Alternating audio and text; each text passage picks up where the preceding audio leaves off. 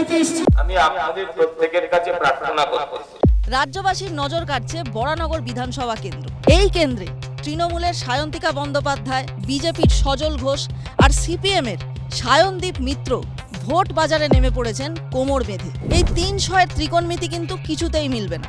তার কারণ ভোটের অঙ্ক কষাই হয়, উত্তর ওলটপালট হবে বলে। যখন আমি জনপ্রতিনিধি তখন আমি ঘরের মেয়ে হয়ে তাদের পাশে থেকে কাজ করব। যখন আমি সিনেমায় কোনো চরিত্রে অভিনয় করব তখন আমি গ্ল্যামারাস হিরোইন হিসেবে কাজ করব। গণতন্ত্রে পরিবর্তনটাও প্রয়োজন, মানুষ এখন মুক্তি চাইছে। বিকল্প একমাত্র বাম। বরানগর আমার চেনা জায়গা, তার কারণ বরানগরই আমার জন্মস্থান।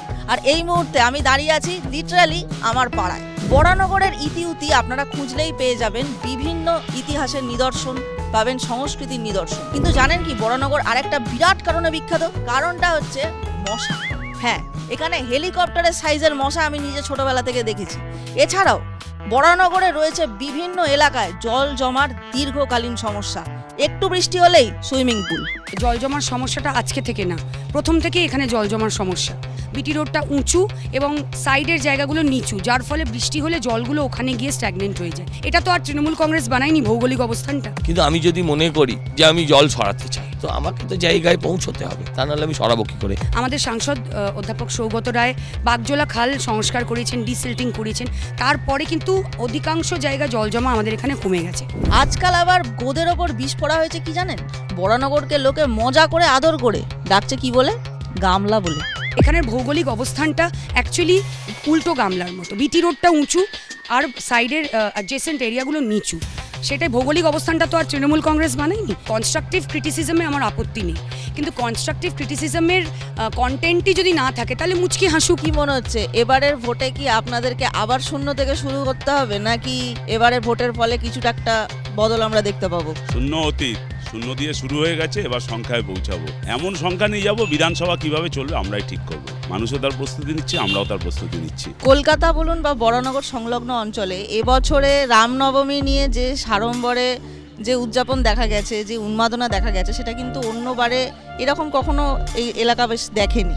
তো যেটা দেখতে পাচ্ছি আমরা যে উন্মাদনা, সেটা কি বিজেপির সাফল্য বলে মনে করেন? এটা সনাতনী জোট বলতে পারেন। এখন রাম নাম সবাই নিচ্ছে, 10 দিনের মধ্যে গুন্ডারাজ খতম। প্রতিদিন উন্নয়নের কাজ করবো। আমার ইউএসপি বলুন, কিওয়ার্ডস বলুন, একটাই যে আমায় 5 বছরের জন্য একটা সুযোগ দিন। ভালো না লাগলে 5 বছর বাদে আমায় পাল্টে দিন। তবে শুধু বরানগর বিধানসভা কেন্দ্র নয়, আমাদের নজর থাকবে বেলেঘাটা বিধানসভা কেন্দ্রের ওপরেও। আমি আমার ক্যামেরা পার্সন সন্দীপ দাকে জিজ্ঞেস করব, এই বেলেঘাটার কোন ঘাটে ভালো বেল পাওয়া যায় গো? শুনেছি বেলের পানা খেলে পেট ঠান্ডা হয়। কি হলো সন্দীপ দা, উত্তর দিচ্ছ না কেন? জিজ্ঞেস করলাম না বেলের পানা খেলে পেট ঠান্ডা হবে কিনা।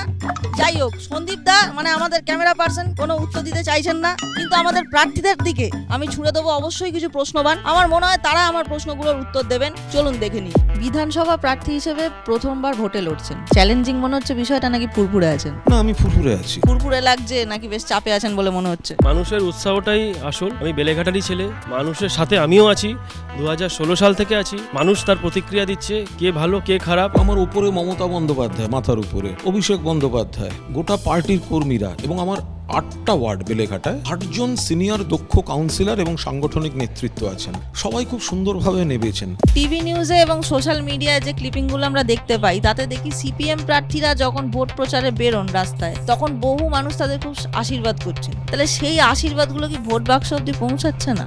পৌঁছাবে, দেখুন না, মানুষ ভোটটা দিতে পারলেই ভোট বাক্সে পৌঁছাবে। এই ওয়ার্ডে আমার জন্ম। আমি একটা সময় দেয়াল লিখেছি যখন রাজনীতিতে হাতে খড়ি, আমি বুথ এজেন্ট হয়ে বসেছি, পরবর্তীকালে আমি সাংবাদিকতায় চলে গেছি ইত্যাদি।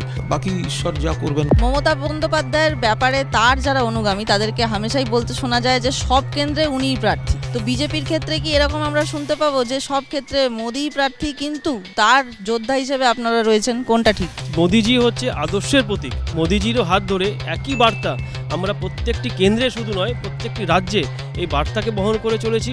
একটি আদর্শের বার্তার নাম হচ্ছে বিজেপি। তৃণমূলে রচনা ব্যানার্জি যাওয়ার আগে থেকেই তৃণমূল বলে দিদি নাম্বার 1, আর সিপিএম এর ব্যাপারে বলে সিপিএম 0 নাম্বার 1। কি বলবেন? পশ্চিমবাংলায় আমাদের সমর্থন আছে, ভিত্তি আছে, এবং তার প্রতিফলন এবার আপনারা দেখতে পাবেন। তৃণমূল কংগ্রেসের প্রার্থী জিতছেন বেলেঘাটায়, এ ব্যাপারে আমি নিশ্চিত। সব দিক থেকে আদর্শ ভার্সেস অনুন্নয়ন। মানুষ এক নতুন বেলেঘাটার উত্থান চাইছে। সেটিং তো একটা কোথাও আছে, এবং এ বলছে হিন্দু হিন্দু করে দেশ লুটছে আর ও মুসলমান মুসলমান করে আসলে রাজ্য লুট করছে, কিন্তু কোনো হিন্দু, কোনো মুসলমান, কোনো সাধারণ মানুষের স্বার্থে এরা কাজ করছে না। মমতা বন্দ্যোপাধ্যায়ের রাজনীতি এবং বাংলার স্বার্থে লড়াই, একদিকে উন্নয়ন, একদিকে বঙ্গবিরোধী বিজেপির রাজনীতির প্রতিবাদ, এতে মানুষ সামিল হয়ে গিয়েছেন।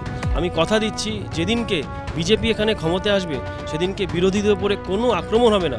বিরোধীরা স্বতঃস্ফূর্তভাবে বিরোধীদের আসন পালন করবে, আর শাসক দল আমরা বিজেপি এখানে মানুষের পরিষেবা ছাড়া আর কোনো কাজ করব না। আমরা বামপন্থীরা রাস্তায় থেকে লড়াই করছি, তৃণমূলের বিকল্প বিজেপি নয়, তৃণমূলের পরিপূরক বিজেপি। যাই হোক, আগামী বিধানসভা ভোটের দামামা বেজে গিয়েছে।